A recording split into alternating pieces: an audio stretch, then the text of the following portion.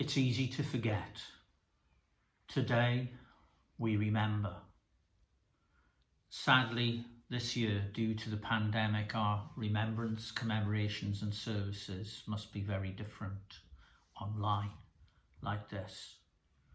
But we must still remember.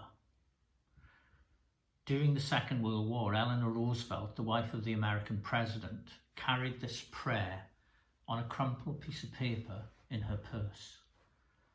Dear Lord, lest I continue my complacent way, help me to remember somewhere out there a man died for me today. As long as there be war, I then must ask and answer, am I worth dying for? As we remember today, that question challenges our lives and lifestyles as we look for a better future beyond this brutal virus. Am I worth dying for? Can we live better as part of our grateful remembrance of those who gave their all for us? It's an even more poignant and practical challenge this year as we all battle through the pandemic. As we go about our everyday lives, restricted as we are at present, our servicemen and women still put themselves in danger in the line of duty for us each day. As winter approaches, some of the rough sleepers on our streets are ex-soldiers, airmen and women, sailors, service personnel. Each year, the Royal British Legion gets about 250,000 calls for help from ex-service personnel. It's easy to forget. Today, we remember. The First World War, or the Great War as it used to be called, remains the archetype of war's cruel absurdity. I've lost track of the number of war memorials in small villages in Britain and in France, where I've observed the outrageous number of local men and occasionally women whose deaths in the trenches are remembered. Many of them from the same family. Brothers, fathers and sons, husbands, lovers, close friends. The devastation, the waste, the awful bereavement of those left behind. And though peace came, it has to be said that the lasting results of those 4 years of hell were pitifully few in the end. That's the challenge for our lives. It's easy to forget. Today, we remember. And as we make today's acts of remembrance, however we make them, let's also take up that challenge of their memory in our own lives.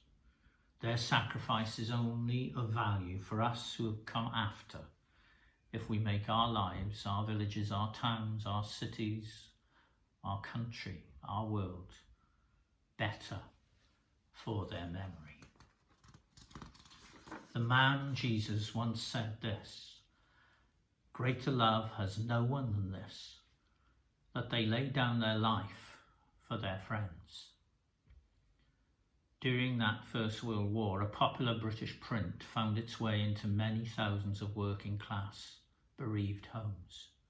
It showed a handsome British soldier sprawled out in death at the foot of the cross of Christ. It was called the Great Sacrifice.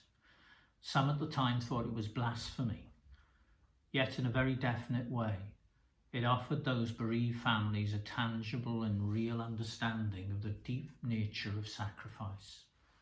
It expressed powerfully the costliness of love, duty, and devotion, which required so many to give themselves for others and for us. Above all, it pointed them in some albeit mysterious way to the comradeship of Christ in our human condition. It put a crucified God at the centre of the horror of war and suffering, as he always is in Jesus. It stretched out his loving arms and crucified hands to those who could grieve no more and live no more. It offered them as now that same challenge. Am I worth dying for? Are we worth dying for? Our Bible reading calls us, like those first disciples, to follow the same God shown to us in Jesus Christ. Today there's a rightful remembrance, but also that challenge. Are we worth dying for?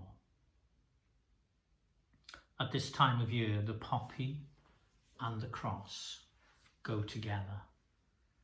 As the poppy symbolises the blood shed in war and the hope of peace, so the cross of Jesus Christ shows his loving sacrifice for us in the spiritual war against evil in all its forms, our personal and political quarrels and failings, this brutal pandemic. And it gives us, in his resurrection, the hope of life and peace to come.